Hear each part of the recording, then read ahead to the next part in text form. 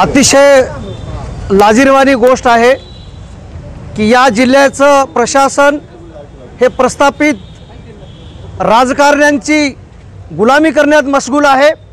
इथला जिल्हाधिकारी कर्डिले असेल, इथला तहसीलदार असेल किंवा इथला आयुक्त असेल डोईफोडे, हे सर्व प्रस्थापित राजकारण्यांच्या वाड्यावर पाणी भरत असताना या ठिकाणी दिसत आहे। लाज वाटायला हवी। मागच्या वर्षी देखील या नांदेड शहरातल्या गोरगरीब लोकांचे घराचे घर हे पावसात वाहून गेले,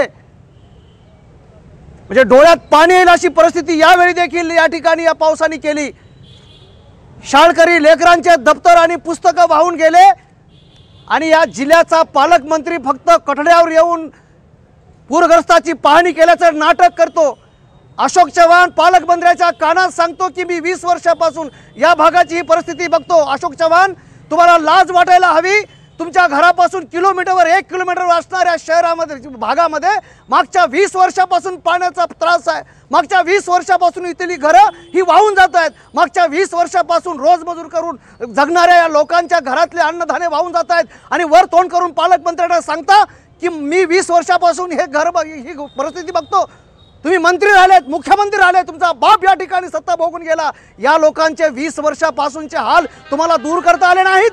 तुमच्या घराच्या पुढची नाली जराशी तुंबली तर महानगरपालिकेचा आयुक्त या ठिकाणी येऊन हातात काठी घेऊन तुमच्या घराच्या समोरची नाली साफ करतो। तुम्हाला आठवतं का तुमच्या प्रशासनाला आणि तुम्हाला की या गोरगरीब घराण्यांच्या या भागातल्या नाल्या, दलित मुस्लिम आणि कामगार वस्त्यातल्या नाल्या तुम्ही कधी साफ केल्यात का? जनाची नाही तर मनाची ठेवा। तुम्हाला याचे सर्व फळं भोगावे लागत आहेत, भोगलेत तुम्ही। वंचित बहुजन आघाडी या माणसांच्या न्यायासाठी शेवटपर्यंत लढणार आहे।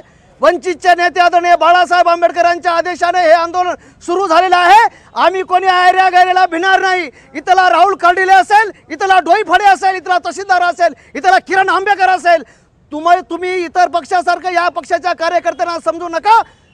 मराठवाडा दिनाच्या मुहूर्तावर किंवा मराठवाडा दिनाचं तुम्ही कारण पुढे करून हे आंदोलन चिरडण्याचा प्रयत्न कराल तर त्याचे फळ तुम्हाला भोगावे लागतील। वंचित बहुजन आघाडीचं हे आंदोलन इथल्या गोरगरीब माणसाला न्याय दिल्याशिवाय थांबणार नाही, याची असणारी नोंद तुम्ही घ्यावी आणि या ठिकाणी वंचितांच्या लढ्याला यश मिळेपर्यंत, गोरगरिबांच्या खात्यामध्ये त्याचे हक्काचे पैसे मिळेपर्यंत वंचित बहुजन आघाडीचं आंदोलन हे सुरू राहील, याची असणारी नोंद तुम्ही घ्यावी।